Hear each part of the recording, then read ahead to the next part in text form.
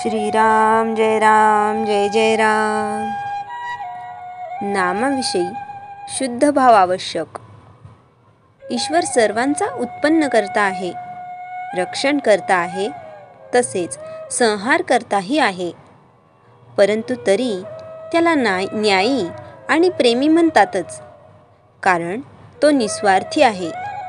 म्हणजे प्रेम हे निस्वार्थातच असते। आपल्याला खरे म्हटले म्हणजे आपला स्वार्थच नडतो। आपला स्वार्थ प्रेमाच्या आड येतो। आपले विषय ईश्वर प्रेमात व्यत्यय आणतात। ज्या ज्या गोष्टी या प्रेमाच्या आड येतात त्यांचा त्याग नको का करायला? तेव्हा विषयांची आसक्ती, त्यांच्यावरचे प्रेम नाहीसे झाले पाहिजे। आपण ईश्वराचे, संतांचे झाले पाहिजे।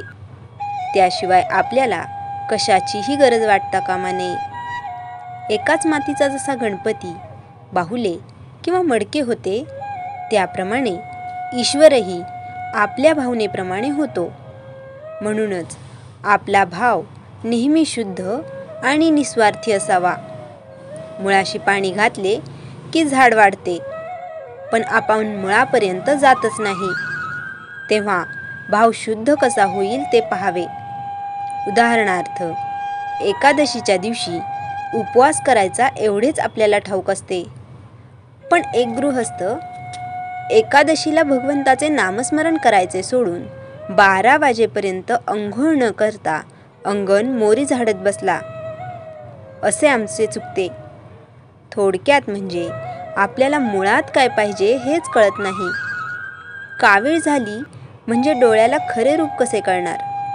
म्हणून ज्याचे डोळे साफ आहेत तो सांगेल त्याप्रमाणे वागावे। याकरिता गुरु आज्ञा प्रमाण मानून आपण वागत जावे।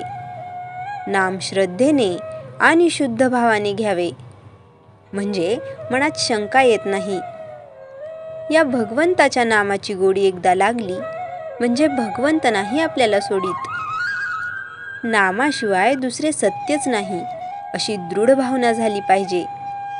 जितकी देहबुद्धी अधिक, तितके नाम अधिक घेतले पाहिजे। आज इतके दिवस आपण विषयाचे चिंतन केले, त्याने आपल्या हातात काय आले? नामासारखे सोपे साधन नाही।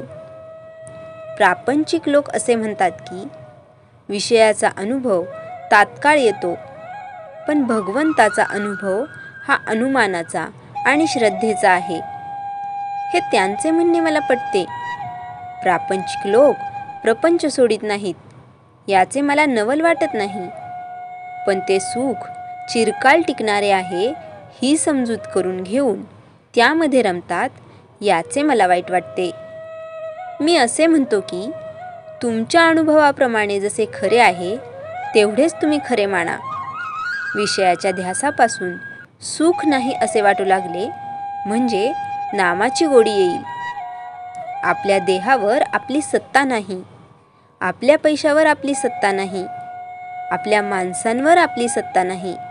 म्हणून आपले कर्तव्य तेवढे करावे आणि ते करीत असताना आपले मन दुश्चित्त होऊ देऊ नये।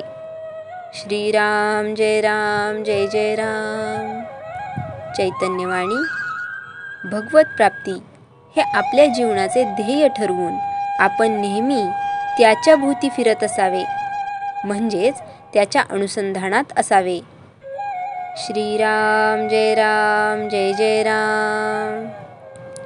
जयाच्या जनी जन्मनामार्थ झाला, जयाने सदा वासनामात केला। जयाच्या मुखी सर्वदा नाम कीर्ती, नमस्कार त्या ब्रह्मचैतन्य मूर्ती। श्रीराम जय जय राम।